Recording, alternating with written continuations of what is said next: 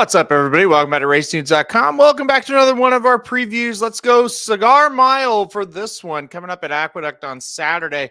Going to be race 10 on the card, of course, going 1 mile, field of just 7. Kind of a weaker running of the race. Not going to lie to you guys. It's not the greatest, that's for sure, but it's still a big race on the calendar. We're going to talk about it. Cigar Mile Day, here we go.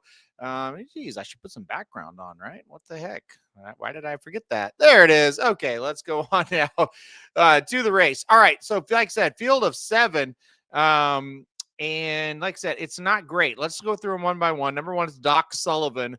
This is a New York bred, a horse that did win last time out in a New York bred race, going 7 furlongs right here at Aqueduct. That was just November 22nd, so just a few days ago. Wheels back here. I don't know, maybe wheels back here because it's not that tough of a race. He's tried open company before in the Forgo, the Forgo and the Vosburg, got 4th in both those races. But I mean, faced like Bookham Dano and, Scotland, Crazy Mason, Patriot Spirit. I mean, tougher horses, right? So, yeah, I don't think much of this horse as far as trying to win the Cigar Mile, but there's not a whole lot in this race. So I see why they're taking a shot in with a chance for sure. Horse that likely be towards the front. Another horse that will definitely be towards the front, at least it looks like that way on paper, is the number 2 Mika. Mika is a horse that was trained by Mike Maker earlier in the year. Last year.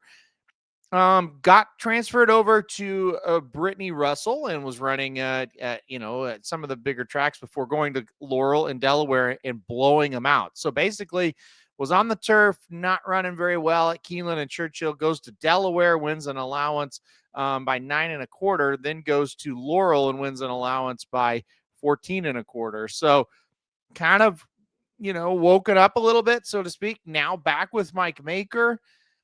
Kind of mixed signals. I don't really think this is a horse you would get too excited about in the past, but you kind of look at this now and go, well, I mean, got a shot in a race like this. Another one's got a lot of speed, so we'll kind of see if this horse can transfer that Laurel and Delaware Park form over to Aqueduct for the Cigar Mile. The number 3 is Pentathlon. This is a horse coming off of an allowance win last time out at Belmont at the Big A, which is this track, obviously. Aqueduct, 4 races back, won an allowance optional claimer at Saratoga by a couple of lengths.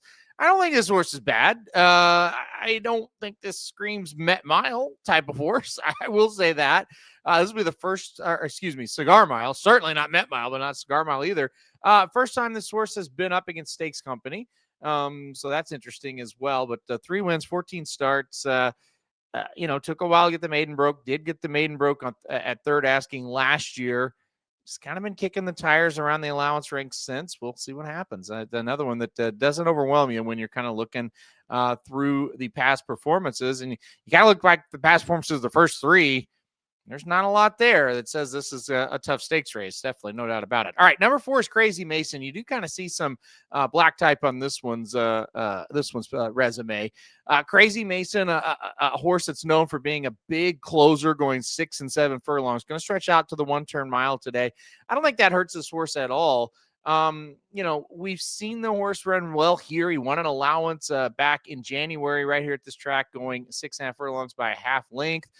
This horse won the Carter at this track, the grade 2 Carter, by a neck. That was at 7 furlongs. So, he's got some good races right here at Aqueduct.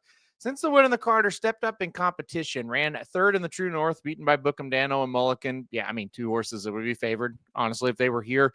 Ran the Bing Crosby and just got way too far behind to run it at Del Mar. You just can't get that far behind. Came back to run at Saratoga in the Forgo, ran 3rd behind. Guess what? Bookham Dano, Scotland.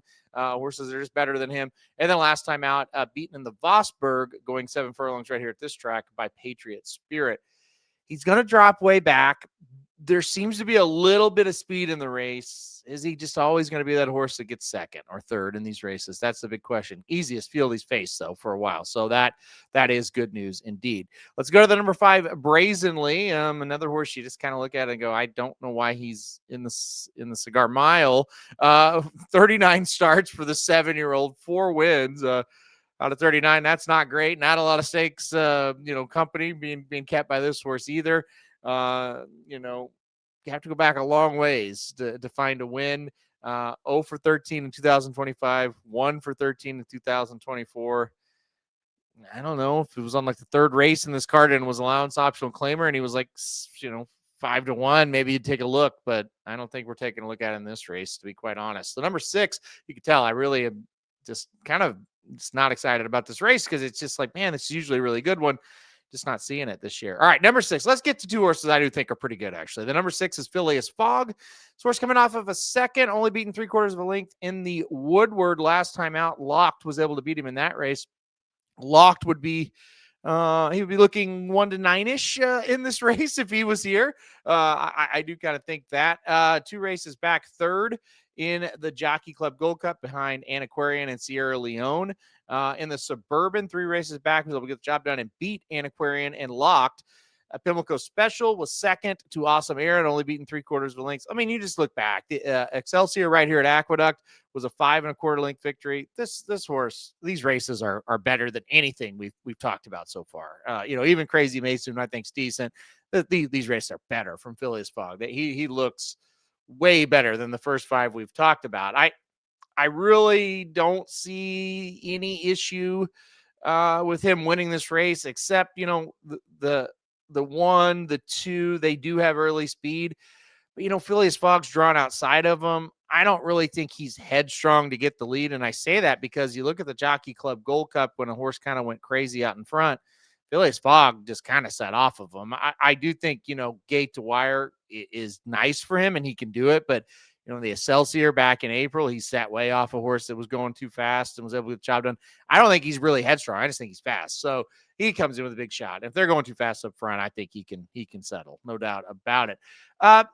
Joel Rosario gets the mount for this one. I thought that was interesting. Kendrick Carmouche had been riding Phileas Fogg, for what is that? 5 straight races. Now it's going to be Rosario. So I don't know. We'll see if that kind of helps, hurts, whatever. Could be a nothing burger, but it's interesting to kind of point out. And then finally, let's go to the number 7, Bishop's Bay. This is another good horse. 12 lifetime starts, 8 wins, 3 seconds. I mean, he shows up, runs well every time, but the race 2 back in the 4-go, which he went 7 furlongs, and I just think it looked to be a little bit too short for him. He got 6, beaten 4 1/4, and just didn't run all that well. He bounced out of it good, going a mile at the 49er last time out, which is pretty much the local prep race for this one. Won by 3/4 of a length. One with a little bit left in the tank. You look at the Salvatore Mile, 3 races back at Monmouth, won by 5. Looked really sharp doing that. The Westchester here earlier in the year going 1 mile, won by a half length. I thought ran really well in that one as well. So it's a 2-horse race in my opinion between Phileas Fogg and Bishop's Bay. I just think these 2 are just much better than the rest of this group. And I'm going to go number 7, Bishop's Bay, to win. Just go right into the winner here. Flavian Pratt aboard. He's been on this horse a ton. I think he gets the most out of this horse. I think that's kind of been proven. Look, he's the last, 5 times Flavian Pratt's been on Bishop's Bay. He's won every one of them. So might as well make it 6 in a row. I think it's 2-horse race between Phileas Fogg and Bishop's Bay. I'm going number 7, Bishop's Bay, on top and to win this year's running of the Cigar Mile. All right, guys, I love this preview. Hit that like button if you like it. Hit subscribe if you really like it. Want to get alert anytime we do videos like this. And most importantly, good luck if you're betting Belmont at the Big A on Saturday. And that's not Belmont at the Big A. It is Aqueduct on Saturday. So good luck if you're betting Aqueduct on Saturday.